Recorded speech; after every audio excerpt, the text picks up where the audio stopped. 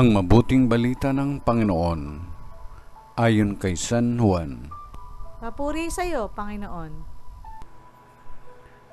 Noong panahong iyon, lumingon si Pedro at nakita niyang sumusunod ang alagad na minamahal ni Jesus. Yaong humilig sa dibdib ni Jesus nang sila'y naghahapunan at nagtanong, Panginoon, sino po ang magkakanulo sa inyo? Nang makita siya ni Pedro, tinanong nito si Jesus, Panginoon, ano po naman ang mangyayari sa taong ito?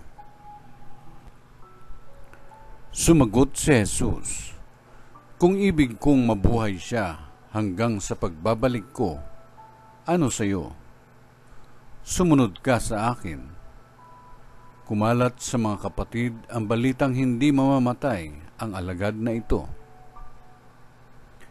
Bagamat hindi sinabi ni Jesus na hindi siya mamamatay, kundi kung ibig kong mabuhay siya hanggang sa pagbabalik ko, ano sa iyo? Ito nga ang alagad na nagpapatotoo tungkol sa mga bagay na ito. Siya rin ang sumulat ng mga ito at alam naming tunay ang kanyang patotoo.